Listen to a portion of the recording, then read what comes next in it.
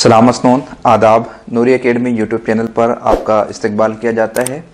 NRC अंदेशे मसाइल और हल राकिम की ये पहली किताब है जो हिंदुस्तान में पब्लिश हुई थी एनआरसी के हवाले से। इस पर हमने ऑलरेडी कई लेक्चर्स बना लिए हैं। आज हम डिस्कस करने वाले हैं कि सेंसस या एनपीआर होने से पहले हमें किन बातों पर तवज्जो देना है। सेंसस और एनपीआर के बीच में क्या फ़र्क है, इस पर भी हम ऑलरेडी लेक्चर बना चुके हैं। आप देखने के लिए प्लेलिस्ट में एनआरसी के कॉलम पर क्लिक कर सकते हैं। डॉक्यूमेंट्स बनाना है, करेक्ट करना है, सबमिट करना है, ये तीनों एक अलग अलग पहलू है। हर किसी का एक अलग अलग नज़रिया है। यह आपका डिसीजन है कि आपको किस सीक्वेंस में डॉक्यूमेंट्स को रखना है, सबमिट करना है या नहीं करना है। इस लेक्चर में हम सिर्फ ये बात करने वाले हैं कि डॉक्यूमेंट्स को किस तरह से करेक्ट करना है, उसका क्या पैटर्न होना चाहिए, और जब आप एनपीआर का फॉर्म फिल कर रहे हैं या सेंसस का कॉलम फिल कर रहे हैं उस वक्त आपने किन किन बातों पर ध्यान देना है, तवज्जो देना है। सबसे पहले तो आपने ये काम करना है कि अपनी जो फैमिली है आप फैमिली ट्री डायग्राम बना लीजिए।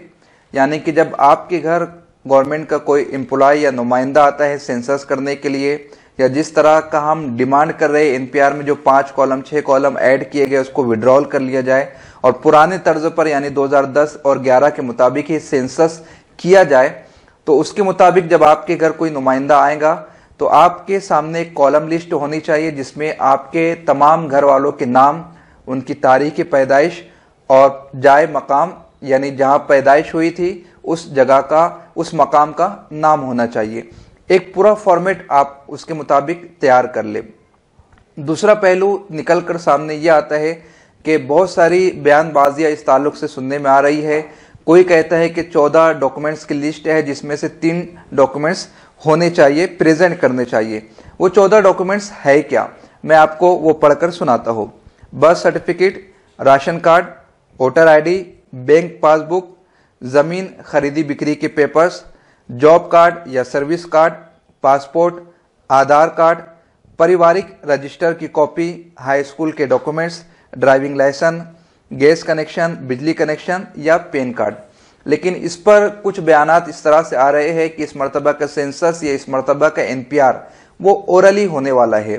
तो आप जब भी कॉलम फिल करें अपने डॉक्यूमेंट्स को सामने रखकर उसको फिल करने की कोशिश करें। उसमें स्पेलिंग मिस्टेक्स नहीं होनी चाहिए, जन्म तारीख दुरुस्त उस पर लिखी होनी चाहिए, एड्रेस कंप्लीट होना चाहिए। अपने सामने तमाम कॉलम को अपने हाथों से फिल करें। अगर आप खुद फिल नहीं कर सकते, अपने किसी करीबी रिश्तेदार, दोस्त अहबाब या पास पड़ोस के किसी तालीम याफ्ता शख्स को बुलाकर अपने डॉक्यूमेंट्स के मेन वन कॉलम को फिल करने की कोशिश करें। उसकी एक वजह यह भी है कि गवर्नमेंट की बहुत सारी स्कीमों से फायदा उन्हें ही हासिल होता है जिसका नाम सेंसस में मौजूद होता है।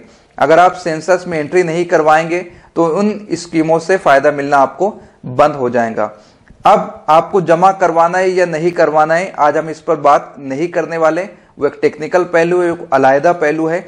आज हम सिर्फ इस पर बात करने वाले कि जब हम फॉर्म फिल कर रहे हैं तो कौन कौन से पहलुओं पर हमें ध्यान देना है।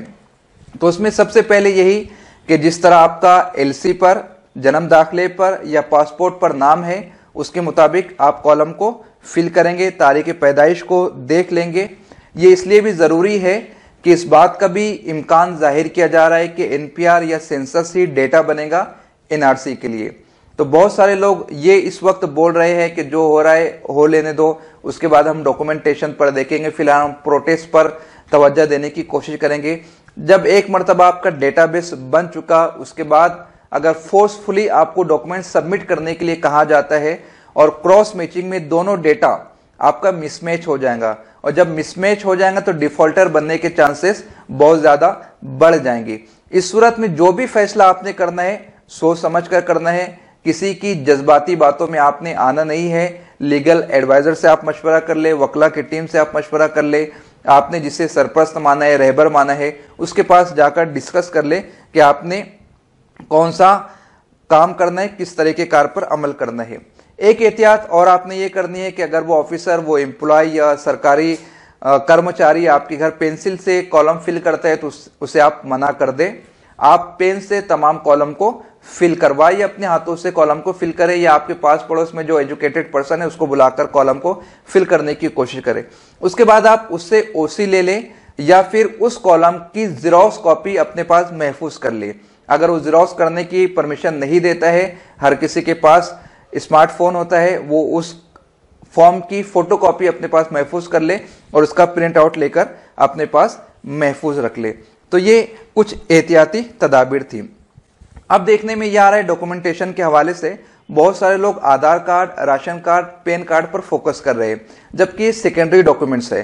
प्राइमरी डॉक्यूमेंट्स में आता है birth certificate, living certificate, passport, voter ID या फिर जमीन खरीदी की पेपर्स।